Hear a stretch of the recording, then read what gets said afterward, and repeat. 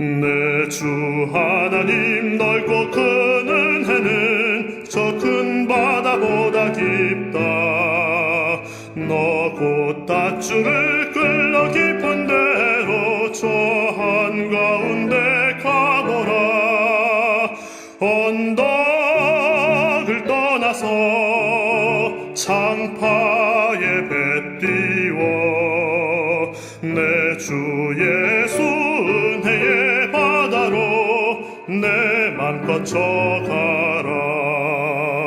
왜 너 인생은 언제나 거기서 통일 왕국의 이 다윗의 업적을 우리가 살펴보기를 원하는데, 통일 왕국 가운데 다윗의 업적이 무엇이냐면은 북쪽의 11지파 대표들이 헤브론에 있는 다윗에게 나와서 기름을 붓고 왕으로 세우는 그런 장면이 나와요. 처음에 우리가 포인트를 세 가지로 보자고 그랬어요. 세 가지를 보는 장면이 뭐예요? 사무엘에게 기름을 부었던 장면, 그리고 유다 지파를 통하여서 7년 6개월 동안 왕으로 등극했던 장면, 그리고 이제 남과 북이 평화의 통일을 이루어서 어떤 일이 있어요? 이제 북쪽의 11지파의 대표들이 찾아와서 예루살렘에서 이런 통일의 왕국을 이루는 그런 시기의 모습들을 우리가 역사적으로 바라볼 수가 있었습니다. 이런 시대를 가리켜서 이런 시대의 모습 속에서 다윗을 위대하게 평가했던 건 뭐냐면은 그가 전쟁을 좋아하는 것이 아니라 평화를 좋아했던 거. 그가 늘 하나님의 뜻을 구했거든요. 근데 이 지금 요압이 그의 이 전령으로 왔던 그 이스보셋의 그 나라의 아브넬을 죽임으로 인하여서 굉장한 오해가 생겼을 거 아닙니까? 그 오해가 생겨서 한바트라면은 이 평화가 깨질 뻔하고 계속해서 전쟁이 이룰 수밖에 없었는데, 이 일을 통해서 다윗이 어떤 일을 했냐면은 사울과 이 요나단이 죽었을 때 금식하고 기도했던 것처럼 마찬가지로 이 나와 있는 이 아브넬이 죽은 후에 다윗이 자기가 시킨 일이 아니라는 것을 이야기하고 요압의 단독 행동이라는 것을 이야기하면서 역시 금식을 하고 슬피 울면서 그런 일을 했던 것을 볼 수가 있어요. 그래서 통일왕국의 이스라엘의 왕이 된 다윗이 이제 수도인 예루살렘으로 옮겨져 있는 그런 장면들을 바라봅니다. 그래서 이 성을 가리켜서 무엇이라고 하냐면 다윗성이다. 예루살렘 성이 다윗이 통일을 이뤘다 해서 이 기간이 나와 있는 것이 사무엘하서의 5장 4절 5절입니다. 함께 봉독하겠습니다. 사무엘하서 5장 4절 5절 시작. 다윗이 나이가 30세의 왕위에 올라 40년 동안 다스렸으니 헤브론에서 7년 6개월 동안 유다를 다스렸고 예루살렘에서 33년 동안 온 이스라엘과 유다를 다스렸더라.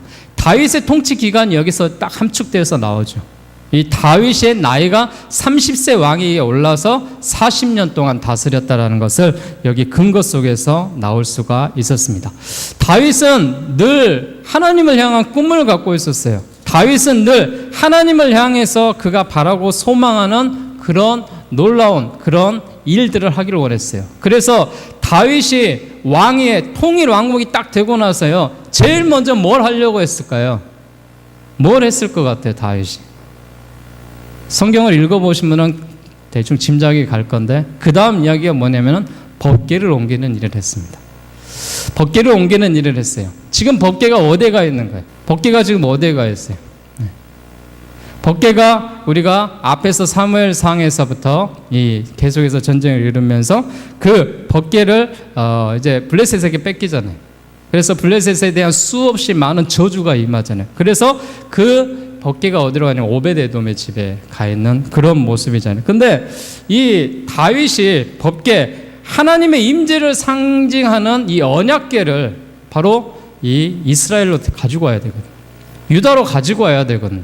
그리고 예루살렘으로 들어와야지만이 다윗이 생각했던 정말 하나님이 모든 것을 다스린다라는 것을 그가 알았거든요. 그래서 예루살렘의 수도를 옮긴 후에 다윗이 처음으로 하려고 했던 시도가 뭐냐면은 하나님의 궤를 수도로 옮기는 그런 작업을 합니다.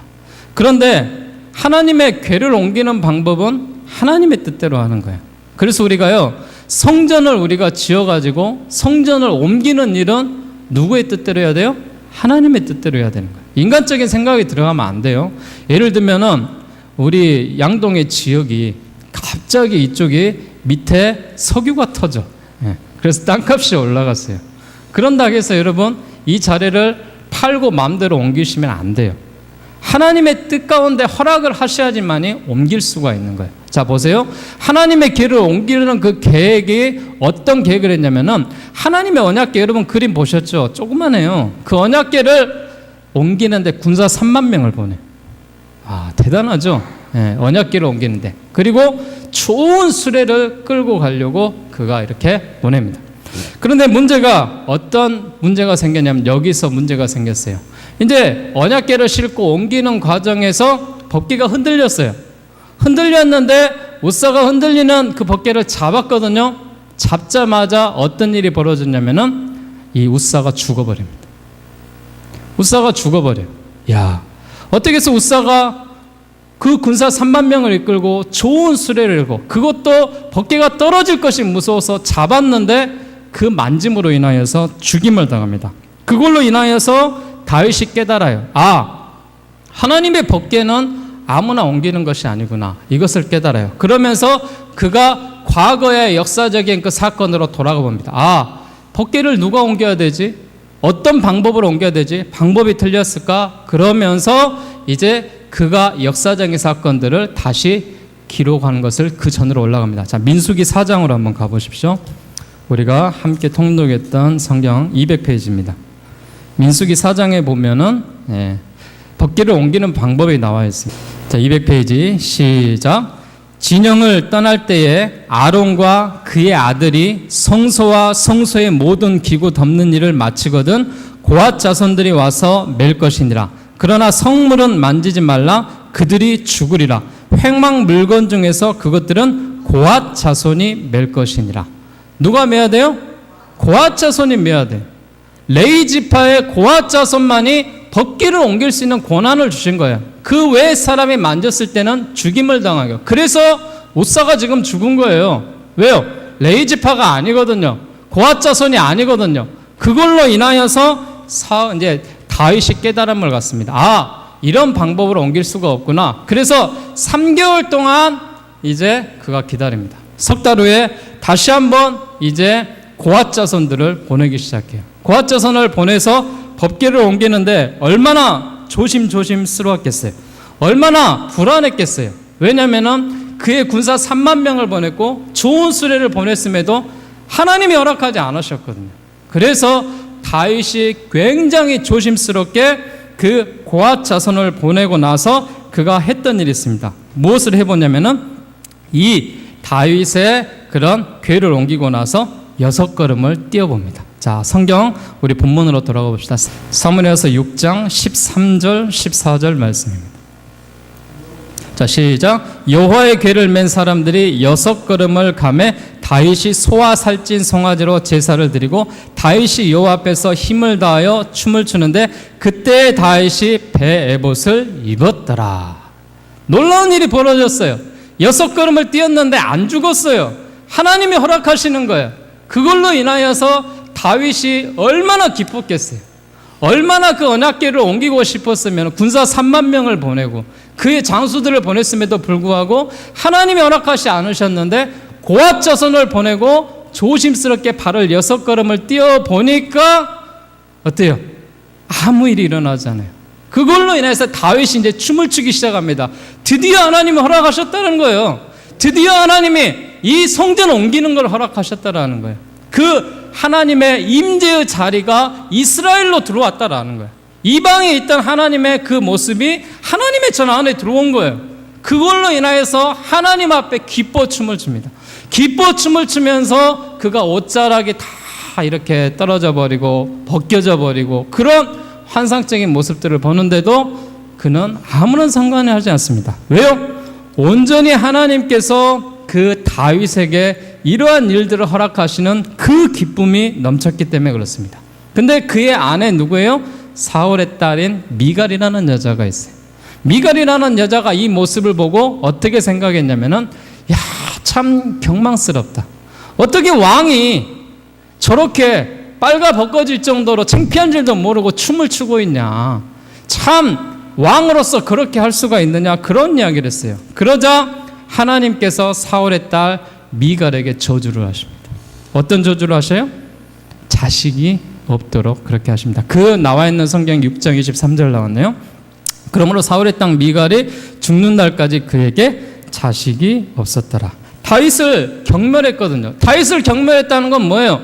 하나님 앞에 예배하는 자를 경멸했다라는 거예요. 그걸로 인한 받은 저주가 뭐예요? 자식이 없는 그런 저주를 받았어요. 그게 바로 이 다윗이 지금 법궤를 옮기는 그런 장면이 통일왕국 왕으로서 다윗의 업적의 첫 번째로 기록을 했던 그런 모습입니다. 자, 다윗이 소망하는 복이 있습니다. 하나님께 대한 그 소망과 복이 있는데 그 다음에 하나님의 궤를 옮기고 나서 다윗이 하고 싶은 게 있어요. 뭘 하고 싶었을까요? 하나님의 전을 짓고 싶었어요. 성전을 건축하고 싶었고요. 하나님이 근데 그 모습을 굉장히 이뻐하셔요. 하나님의 전을 건축하는 일을 기뻐하셨어요. 그런데 무엇이냐? 다윗에게는 허락을 하지 않습니다. 하나님이 다윗에게는 허락을 안 하셔요. 왜요? 너는 피를 많이 흘렸기 때문이라. 너는 전쟁을 많이 했기 때문이라.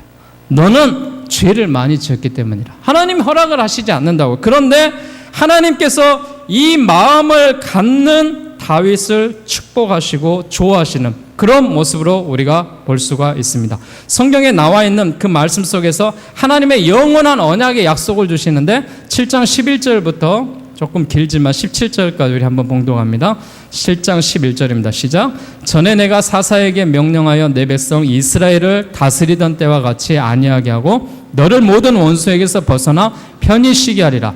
여호와가 또 내게 이르노니 여호와가 너를 위하여 집을 짓고 내 수완이 차서 내 조상들과 함께 누울 때에 내가 내 몸에서 날 내 씨를 내 뒤에 세워 그의 나라를 견고하게 하리라. 그는 내 이름을 위하여 집을 건축할 것이요 나는 그의 나라 왕위를 영원히 견고하게 하리라.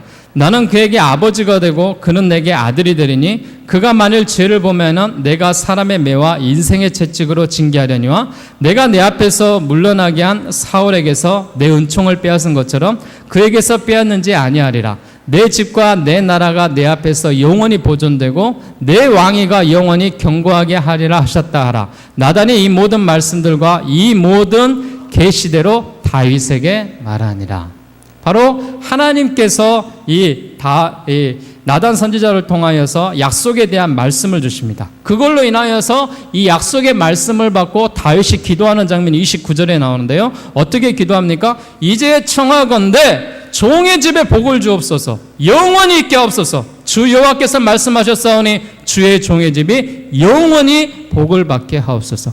하나님의 말씀이 허락되고 나서 그 말씀을 받고 그 말씀을 가지고 다윗이 기도하는 거예요. 어떤 기도요? 영원히 복을 받게 해달라는 그런 기도를 하나님 앞에 드립니다. 그래서 다윗의 마음속에는 그가 성전을 짓고 싶어 했지만은 그 마음만 갖고도 하나님이 기뻐하셨다라는 거예요. 그걸로 인하여서 성전은 이제 누가 짓습니까? 이제 다음 주에 나올 솔로몬 왕이 성전을 짓는 그런 일을 그가 감당했던 것을 볼 수가 있습니다. 다윗이 어디서 있든지 하나님께서 함께 하셔서 큰 승리를 주셨고 큰 그런 업적들을 했던 것을 볼 수가 있습니다. 사무엘 하서에 보면은 수없이 많은 그런 전쟁이 나옵니다. 전쟁에 대한 기록이 보면은 블레셋과의 전쟁, 여부스과의 모압과 소바와 에돔과 암몬과 또한 압살렘의 반란으로 인하여서 그가 하나님께서 허락하셨던 그런 이 도피 생활과 다시 그들을 이제 물리치는 장면, 블레셋을 장면, 수없이 많은 전쟁 이야기가 계속해서 나와요.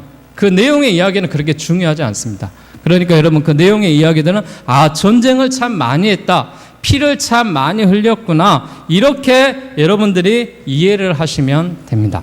이런 다윗이, 하나님이 함께 하셨던 그 다윗이, 하나님이 그 복을 허락하셨던 다윗이, 하나님이 기뻐하셨던 그 다윗이 범죄를 하기 시작해요. 어떤 범죄입니까? 여러분 우리가 잘 알고 또 볼 수 있는 이 11장에 나와 있는 중요한 사건이 나옵니다.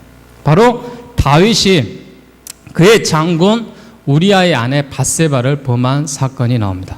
여러분 밧세바, 이 여인의 이름을 기억할 수 있기를 바랍니다. 이 여인은 중요한 여인의 이름입니다. 그래서 여러분 이 밧세바라 하는 이 여자의 이름을요, 영어에 보면은 이렇게 돼 있어요. bad see 바 이렇게 돼 있습니다. 그걸 영어로 해석하면 뭐겠어요?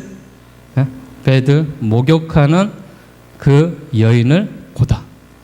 이게 밧세바예요. 이 밧세바의 뜻이 뭐냐면은 바로 다윗이 그가 이 자기의 왕상에 올라가서 딱 봤는데 뭐가 보여요? 여인이 목욕하는 게 보여요. 목욕하는 여자를 보면 돼요, 안 돼요? 돼요? 네.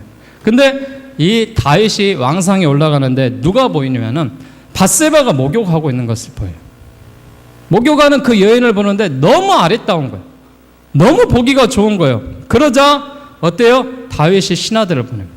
신하들을 보내서 저 여인이 누구냐 그러니까 장군 지금 전쟁터에 있는 우리아의 아내 밧세바입니다.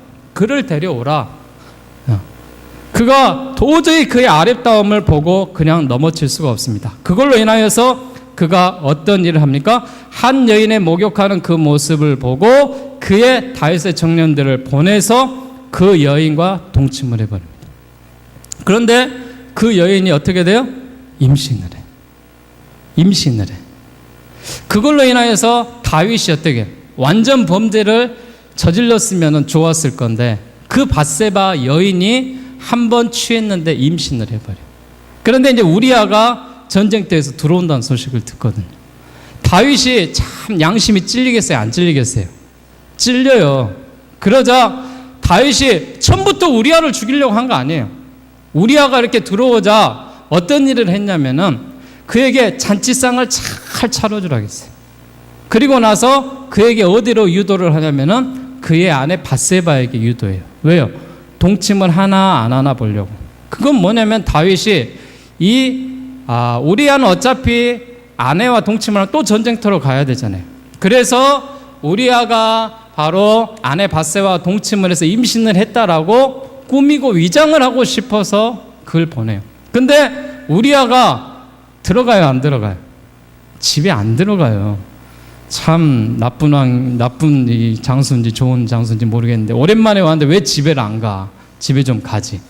그래서 두 번째로 다윗 왕이 그를 초대합니다. 초대를 해서 그에게 어떤 일을 합니까? 자, 11장 13절입니다. 자, 시작. 다윗이 그를 불러서 그로 그 앞에서 먹고 마시고 취하게 하니 저녁 때에 그가 나가서 그의 주의 부하들과 더불어 침상에 눕고 그의 집에 내려가지 아니하니라. 왜 안 갔냐? 왜 안 갔겠어요? 그가 이렇게 이야기해요. 다윗이 불러서 이야기해요. 왜 밧세바가 있는 곳에 안 갔냐라고 말하니까 우리의 동지들은 전쟁터에서 그렇게 피땀 흘려서 지금 싸움을 하고 있는데 내가 한가하게 아내와 가서 동침을 할 수 있고 집에 가서 내 아내와 그렇게 할 수 있습니까? 나는 그럴 수 없습니다. 야, 참 이런 충신이 어디 있습니까? 그런데 다윗이 양심에 찔리는 거예요. 그걸로 인하여서 어떻게 한 사건이 벌어집니까?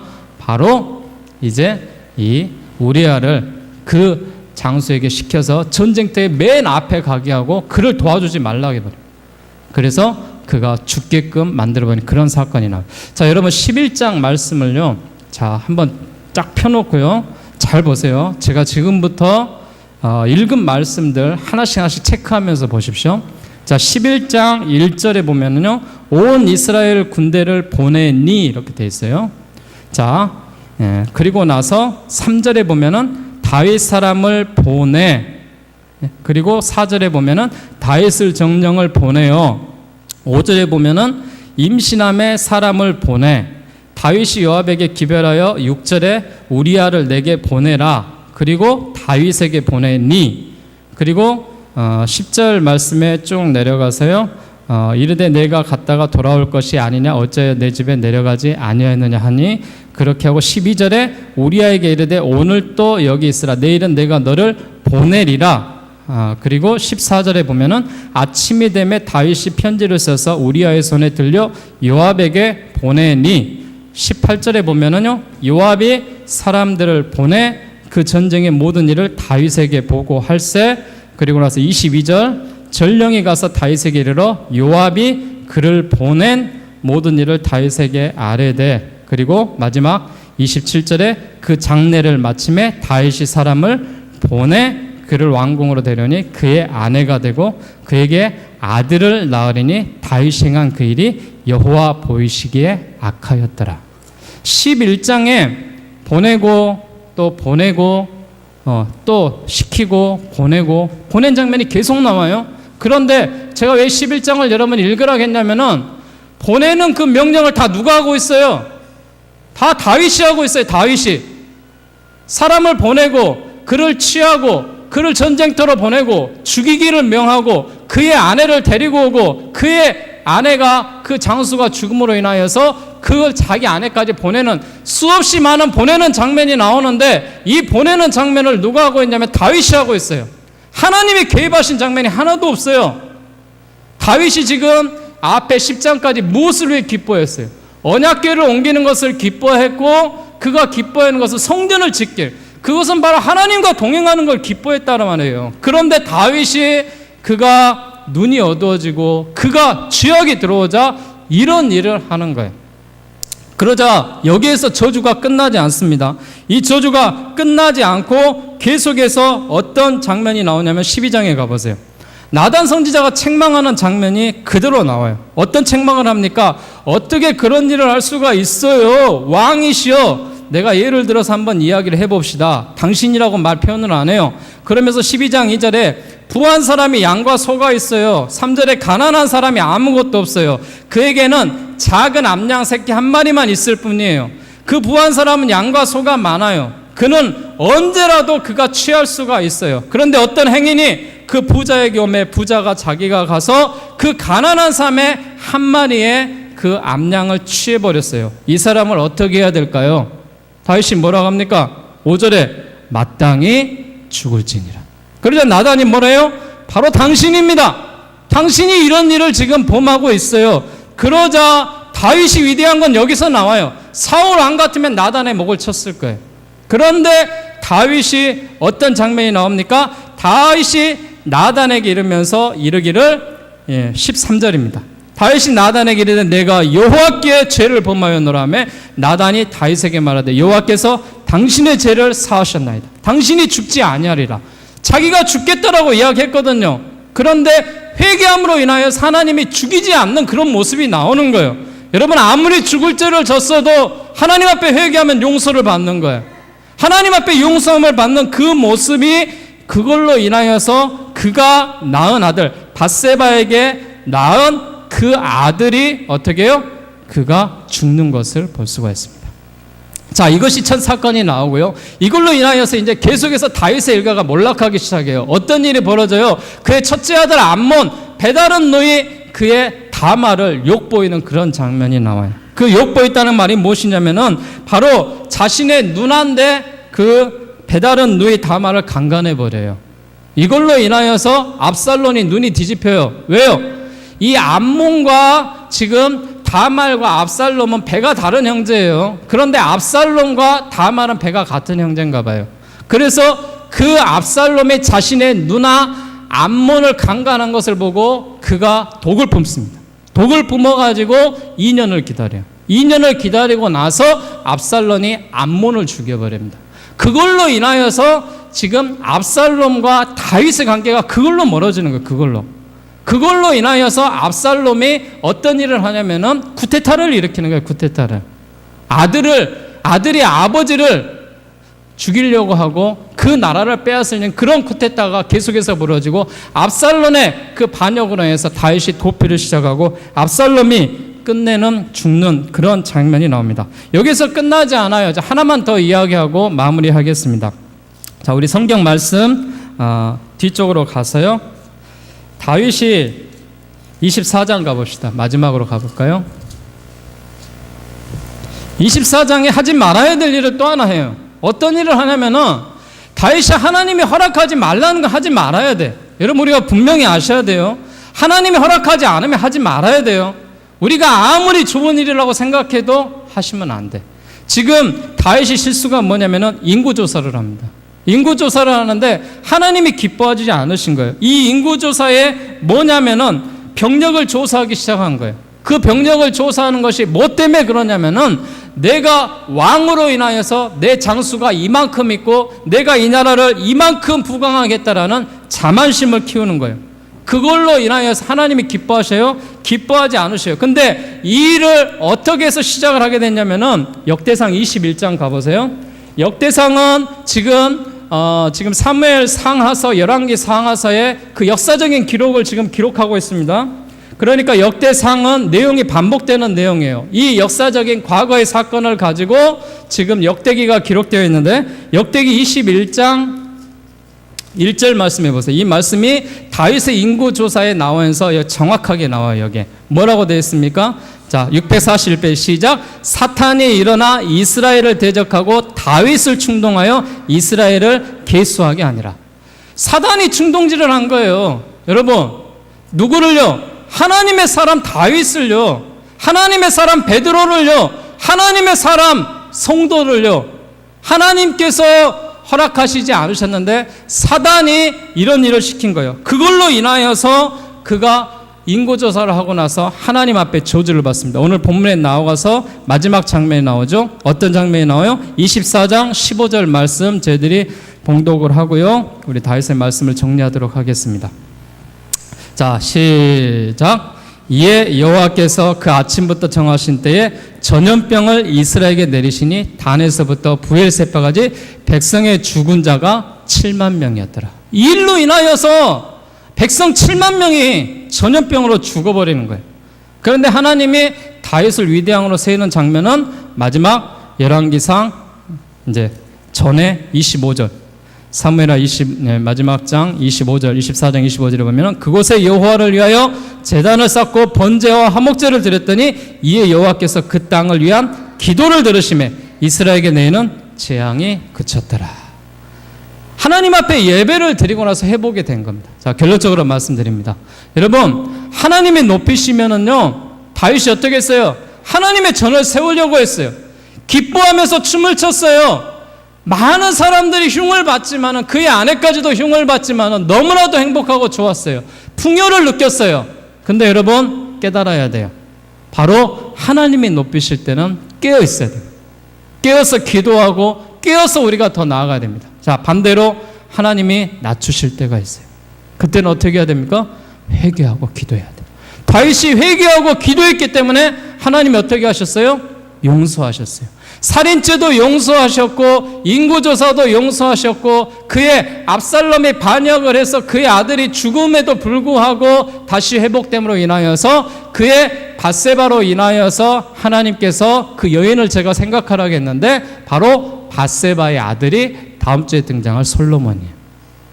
그 여인의 아들을 하나님께서 왕으로 세우셨어요. 그래서 선행으로 인하여서 죄를 다스리는 그런 모습이 우리 가운데 함께해야 됩니다. 여러분이 역사적인 사실을 보면서 다윗 왕을 보면서 하나님이 높이실 때와 낮추실 때, 하나님이 허락하실 때와 하나님이 허락하지 않으실 때, 이때를 분명히 바라봄으로 말미암아 하나님의 놀라운 그런 사랑하심과 기쁨이 있는 우리 여러분들 될 수 있기를 주의 이름으로 축원합니다.